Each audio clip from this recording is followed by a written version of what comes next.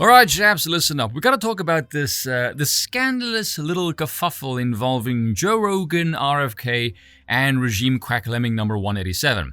So for those of you not in the know, there has been this back and forth in the digital ecosphere between RfK, who we can qualify as a healthy skeptic, let's say, this gimp, the regime's latest quack peddling the big pharma line, and Joe Rogan being the moderator hosting some kind of informal debate on the merits of, you can probably guess what. I believe the git's been offered up to $1.5 million to a charity of his choice just to appear on the podcast. Naturally, he's ducking it, and we all know why. Now, personally, I think the whole situation is an exercise in pointless stupidity. It's this posturing political spectacle at the moment, and that's all it is, really. However, it is still funny, so I'm going to analyze it from a bit of a different perspective, mainly because the reaction to this across the media landscape, considering the cast of characters involved here, is throwing the usual tribal allegiances into such a disarray disfigurement, you just have to pause and appreciate the wackiness of the situation. It's a really good example to highlight just how loopy the traditional faction paradigm has become. It's basically broken at this point, considering everyone involved in the situation is a lefty, but they're old school lefties. Well, some of them anyway, so it's quite strange. Look at the cast of characters we have here. We have comedian podcaster Joe Rogan. Joe Rogan is what, about 95% typical Democrat.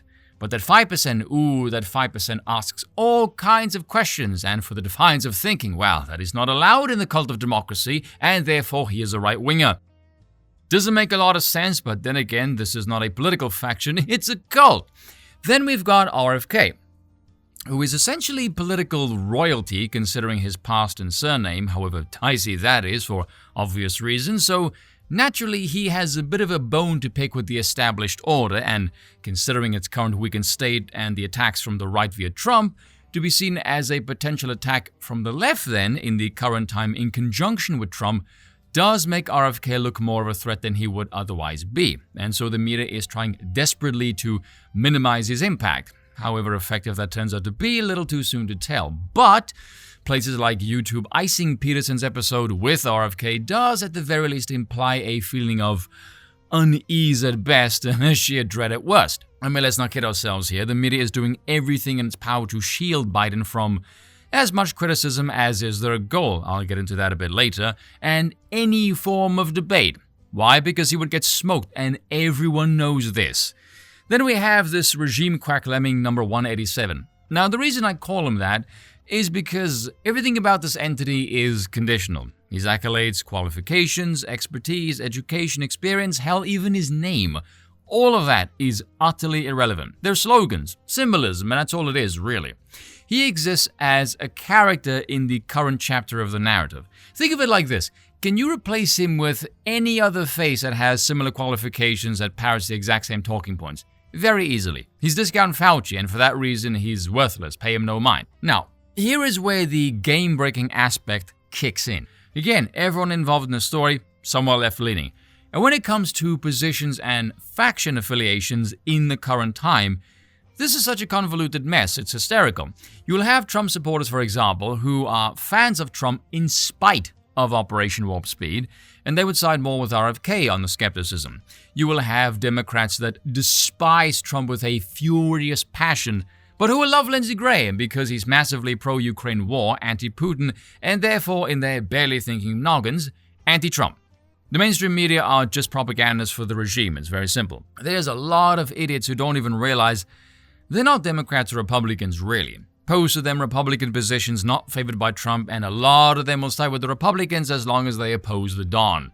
Push comes to shove, they're just sheep going along with the status quo as dictated to them by the Uniparty. If you look at the scenario from the view of typical political factions, it makes less sense than the view, which really is saying something. If you instead looked at the scenario in terms of, say, pro or anti-status quo, pro or anti-uniparty, pro or anti-rebellion, then it starts to make some sense. Now, here is why I say the situation is pointlessly stupid.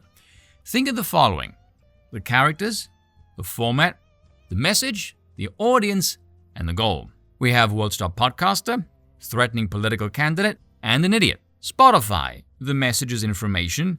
The audience is probably on the younger side considering the format, and the goal? Crucifixion. Think in terms of how information from the podcast will permeate and seep into the mainstream media's ecosphere, who is going to see it, and what frame of mind they're already in. The kind of people who would watch the whole podcast, I would say well over 90% would be pro-RfK already. You know why they're watching it. They're watching it to see him crucify the Lemming. They're already pro-skeptic. They're watching it for entertainment, not to move the needle. Then you have those who are not pro-RfK, the kind of people who still think ivermectin was horse-based, even though 60 seconds of research would show it's been used by humans for several decades. In fact, they will swallow anything the mainstream media says. They're probably more boosted than Keith Olbermann at this point. They would never watch the podcast. It would scare them into a debilitating coma. No, they would likely only see highly selective, carefully curated clips by the mainstream media, because the media will inevitably have to do some form of damage control. They would naturally only ever see one side of the story because, again, they're unthinking idiots, thick as pig shit. This is why I said it's a taunting spectacle, because as it stands now, we have one side who knows RfK would smear the walls with the little mousy pipsqueak, and the other side, when they hear conspiracy, starts twitching like a rehab patient just heard the word heroin, and believes speaking out against the regime's antics is probably pro-fascism or something. I don't know how any of them makes any sense, but then again, this is politics and propaganda. It doesn't need to make any sense, it just needs to be convincing. The former has everything to gain because the facts and figures scares the bollocks off the regime, hence why they live in their little echo chamber and must stifle absolutely everything. And the latter has nothing to gain but a pelting. Why would they go on Rogan? There's a marksman waiting for them, well-oiled, armed, and laser-eyed to the teeth. Meanwhile, they're walking into a field of landmines, backwards and stark bollock naked. Still, should be funny.